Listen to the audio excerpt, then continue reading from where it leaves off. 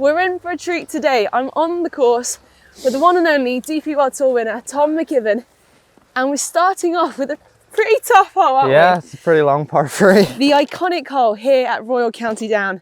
Obviously it's a cold, misty day, but I think we should get a yardage first, to be honest. Yeah, I think it's going to be I can't quite eyeball this one.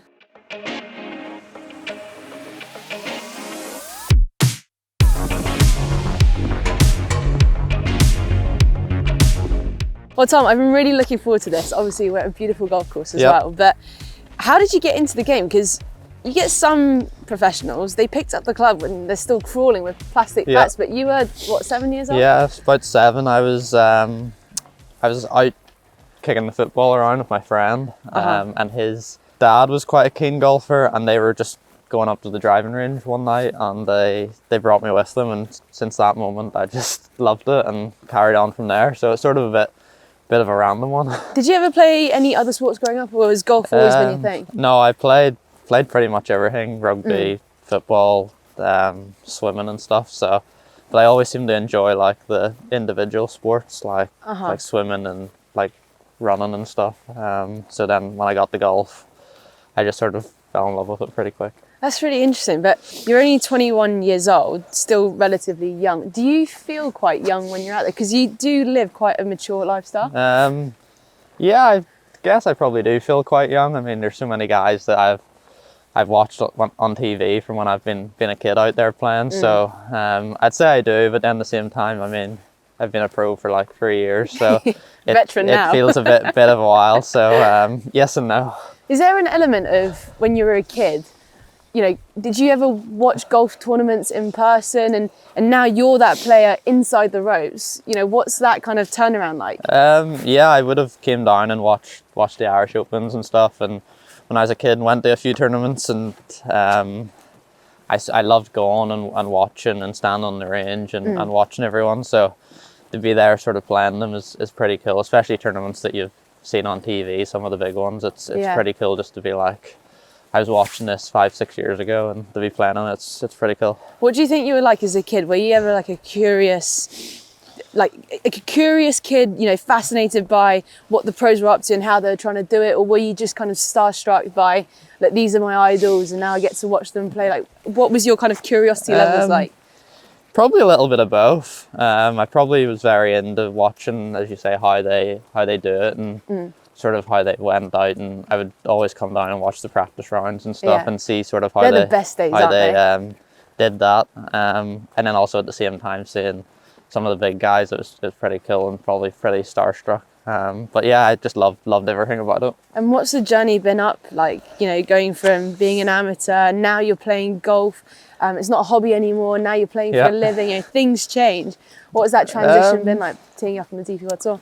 Yeah, it's been good. I mean, I think I just love the game so much that it's been great. I love being out there and traveling different countries and being in different places, and then sort of coming back and playing golf casually. I love that too. It's just fun. So I think the whole bit of everything is really, really enjoyable. Right, we've got some golf to play. Yep. I'm way left, so I'm You're gonna head there. that way. I'm on the other side of the green, so. See ya.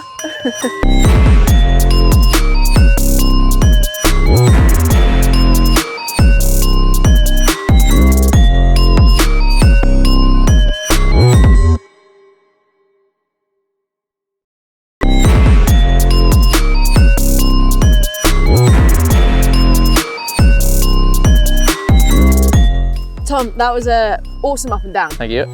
But we've got our work cut out because we're playing from the very backs. Yep.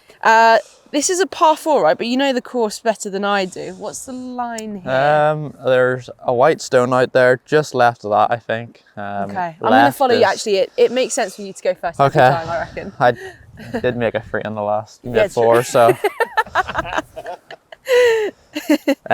Nice shine, just rub it in. Burns, it stings. Left is definitely the miss here, I think. Up the right, it's not great. Wind is I was actually going to say, we obviously played a kind of warm-up 3 holes, didn't we? Every single hole was pretty much a blind shot, apart from the 4th where everything just opens up. But even this one's pretty, it's not as blind as the others, but it's still pretty blind. Oh, perfect shape. Yes. Should be good there. Perfect. Well, Tom, welcome to the team. When I caught up with your dad earlier this year in Dubai, and he told me that you made the move to Callaway, I gave a little fist bump. I was absolutely gassed. So how's the transition been? Yeah, it's been great. Very smooth, very easy. It's nice when the gear's been working, and it's been really good this year. I've really enjoyed it and felt very comfortable from the start of the year. Sometimes making big changes can be a bit of a shock to the system, right? But looking at your driving stats from last year to this year, you've made some big gains. Yeah, I've been ever since I seen the guys in Dubai at the start of the year, straight into this head, and it's been great. My accuracy with it has just really taken off. Distance and all very similar, but my accuracy and dispersion has just gotten real tight, and it's just a very comfortable feeling when you stand on the tee knowing that you've been hitting it well. Do you have like a preference on what you like to see or what you like to hear and feel? You know, so there's some certain go-tos, aren't there? Yeah, I like the see it sitting very square, but not see too little loft. I still like to see a little bit of loft that I can sort of hit up on it and launch it a bit. And this driver just sits perfect. Triple Diamond Max, sort of bit bigger head, and it just sits really nice to my eye. Well, you haven't missed the fairway so far, unlike myself, where once Bad again, caddy, I long think. and left.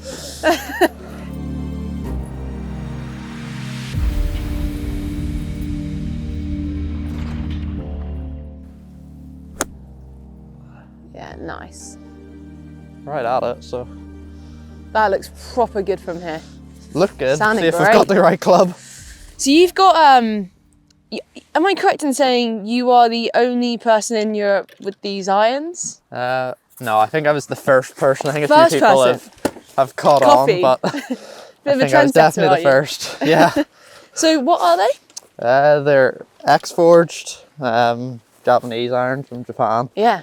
I played X-forged irons as an amateur, and still have the set at home, and I used to always just look down at them and be like, geez, I want to have those in the bag again. So they look amazing. They feel amazing as well. They look great, they feel great, and at the end of the year I got the guys to see if they could get me a set, and they got me a set over Christmas, and I tried them out and just fell in love with them literally straight away from the first rain session. They were great. Speaking of the guys getting you a set, I mean, you've got a birdie putt coming up right now. There's a bit of a story behind your jailbird putter. Yeah. Tell us more. So I played with a few of the guys, some night golf, and one of them had it, and he was holing everything. And I joked, and I was like, I need to get one of those next week. This doesn't miss. Did you ever go yourself? No, because he was left-handed, so no. I couldn't do it. Scott put up a picture on Instagram of one. I said, "Oh, you may keep me one of those."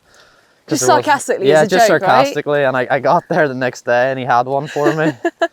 And at the event, it was quite windy, and I was using more of a blade style putter, and I just felt like it was getting blown all over the place. So that sort of bigger head went straight in, and I think I finished fourth, I think, with it. Did so you? First week in it. It's not a bad place to start. I've heard you're a bit of a club hoarder, or at least a putter hoarder. What happens when you run out of space?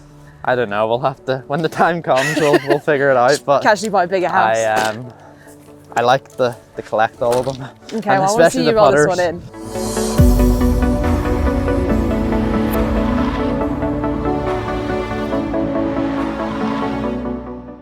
6th hole, par 4, but once again, we can't really see what's ahead. I'm not actually too sure of the line. Does this help? No. No. Well, why don't you go first? I think, see that kind of yellow gorse bush in the distance? Left of that? I don't think it's left of that. I think that's pretty good line. It's a bit of a hit and miss game maybe today. I mean, that's exactly where we said. I think it's good. That is so good, Tom. Perfect. Should be good. Okay, Tom, well, apparently, smallest green. Smallest green on the course, golf apparently, course. yeah. So we've done the easy part now it's for the tougher bit. Looks like it. You just come from Singapore, slightly different climate, obviously. Yeah. But you've got a little bit of downtime now because your next event's end of April. Yeah. How do you kind of switch off? Well, this week not going to do too much, and then we're going to go out to Dubai sort of for a bit of a family holiday for a week, and then get back to it after that. So just sort of chill out and take a bit of time off. It's been a busy sort of start to the year, so. Do you find it difficult to completely switch off, or do you feel the itch? And I definitely find it hard. It's sometimes a couple of days, and then you get the itch back, or you put the golf on the TV, and you just want to be out there hitting a few. It's not a bad place to be, though, is it? Right. So smallest green on the golf course. Into the wind, it'll be great. Pretty hard. So it's 160. 160. Ooh. Into the breeze. Playing about 190 probably. You reckon? It's so cold. I'd say so. Yeah. 160. Bit of an upslope. I would say so, yeah. Thing is, I'm not very good at hitting my 4-iron, so I'm just gonna try and squeeze a 5. The pin looks like it's at the back, so. Do you ever, when you, I know you said that you try and stick to your stock drive shots when you're playing into the breeze, but sometimes people talk about like teeing it down to be a bit more accurate. You might lose a few yards, but it's a bit of a fairway finder. Do you have any sort of advice when you need to be a bit more accurate with the irons, like a stock shot? With irons, I would definitely always try and hit them a bit lower if I wasn't comfortable. I hate hitting an iron shot too hard, so I'd always club up and sort of smooth it or hit sort of like a 3/4 shot just to have a bit more control. I'm gonna club up then. I hate hitting an iron too hard. I feel like it can just get away from you, so just trying to sort of get it forward. And then I guess it's a bit more of a shorter swing, a bit more control. And all right, let's give that a go then. Oh, flushed. Coming a bit. Struck it. What would you say is strength of your game? Driving. Yeah. No, driving, yeah. Has it always been a strength of yours, or has it just kind of developed? It's always been very good. Well, I've always had sort of the length for it, and I normally have been quite accurate. But then since this driver, even last year's Paradigm, I've been my accuracy my miss has gotten so much tighter with it. So I've definitely gained a lot with the driver. 126. 126, what are you thinking? 126 into the wind. I'm going to hold a club. Where's Dave when you need him? What do you think? I'm thinking maybe an 8. Oh, 8. Okay. I don't know, pins at the back. I have my hand on the 9, but it's on a slight uphill slope as well. Chippy 8? Well, because we're on a links course, I'll try and hit a proper professional shot. Just get it forward. What does that mean? Well, just the way, the course should be played. I love that. It's a proper chippy shot, this, isn't it? Yep. So, probably air the green, but. Oh, smothered it. Not great. Bit left. Unlucky. Sounded great. I tell you what though, the wind just completely died down when you're over the ball. Just a little bit off. Don't think that made a difference. But speaking of, you said that you've always hit the ball quite a long way. Yeah. You're working pretty hard in the gym now. Trying to, yeah. I feel like it's, I feel like it really helps my golf swing. As I said, I can get a bit long and a bit sort of loose. So I feel like I've sort of started trying to do it more to help my golf swing be a bit more consistent. And I just find I've sort of have the distance. I don't really want to try and chase any more distance. Yeah. So a bit more stability and sort of always trying to just keep everything sort of more connected and sort of feel a bit stronger. You're left. I'm right for a change. You're right. Very social.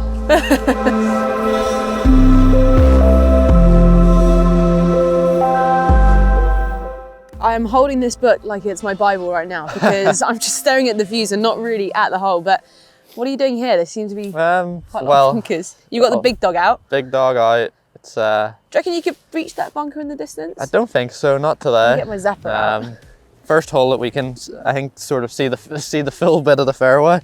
That far bunker, the second one in the distance. Got to be like 400 yards, sure. The top face of it is 325. So. No, it won't reach it today. Not in these conditions. Down off the left. So good, Tom. Perfect. So I've done my best trying to caddy for you. Yep. But I don't know how you feel it's gone, but not as good as your own, Dave McNeely. I mean, big age gap between you two. Yep. Just over 50 years? Yeah, I think there's 51 years, yeah. To be exact? Yeah. What's it like having his sort of maybe wisdom and experience by your side? Yeah, it's been good. I think I've had Dave for just over a year now, and obviously very experienced, caddied for some great players, and been at all those big tournaments. So it's definitely been great for me.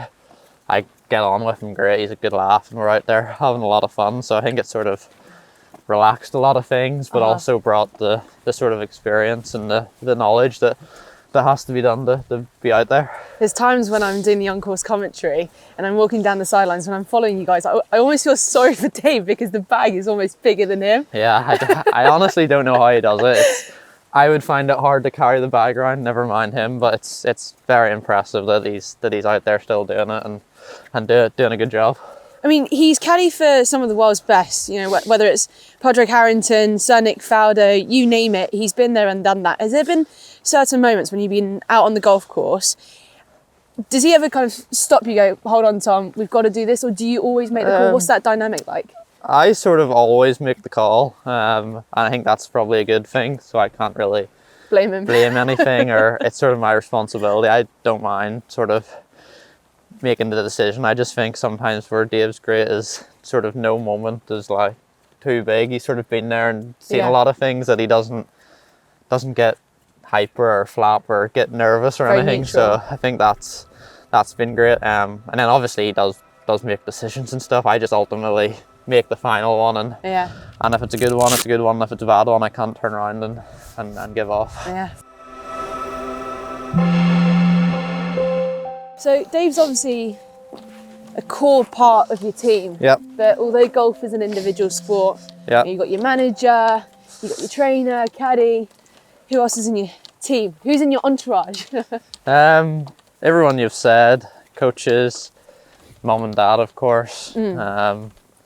Just everyone that sort of helps me with my game and sort of going to tournaments. They're all a part of the team. I absolutely love your dad. Every time we're on tour and we're travelling, I end up just chatting to him for about an hour. It never stops. How much of an inspiration has he been to bringing you up? He's been great. I mean, he comes out most weeks, and it's just made life a lot easier for me, especially starting out. I haven't had to really worry about things or run into the locker room, and sort of just to sort of help me sort of focus on the golf and sort of be able to go out there and play freely without having to worry about doing other things. And it's been a big help, definitely. It's a big role for sure.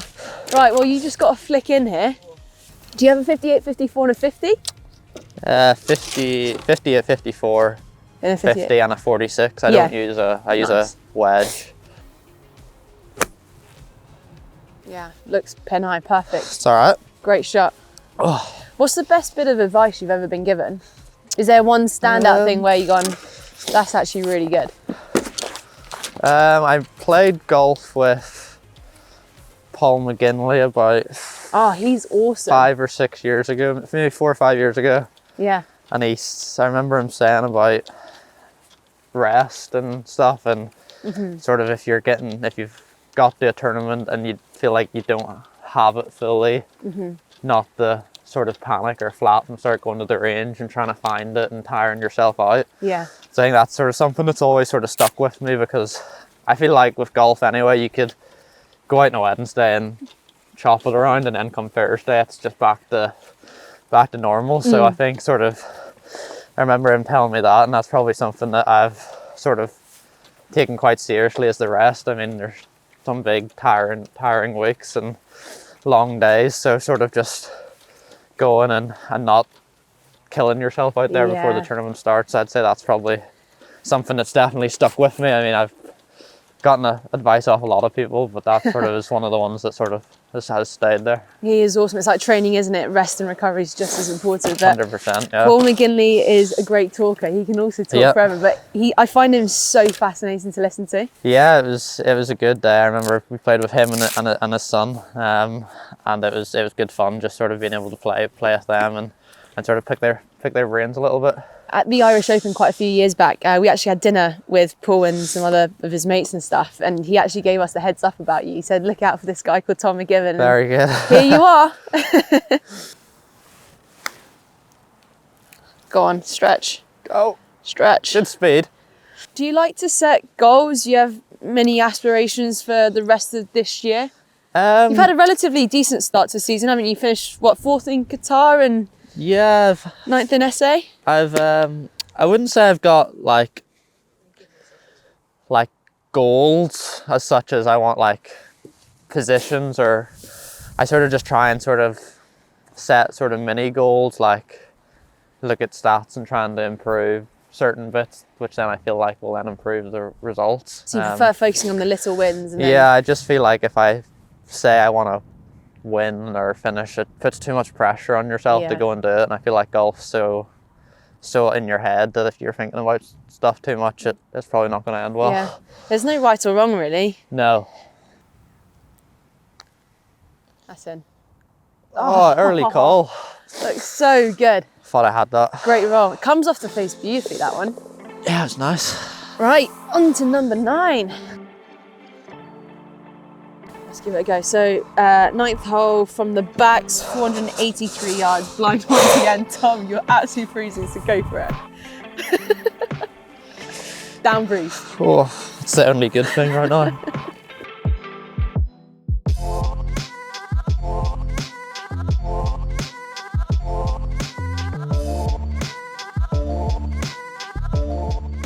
Wow, Pretty this cool, is so cool. I don't think you ever get bored of this. Definitely not. No, you could play this every day for the rest of your life. Tom, it's been an absolute pleasure. It's been great. I've had so much fun. It's been But I very kind of good. want to take you on the back 9. Yeah, I don't think 9 holes is enough. You need to go back out and play the back. Right, let's do it.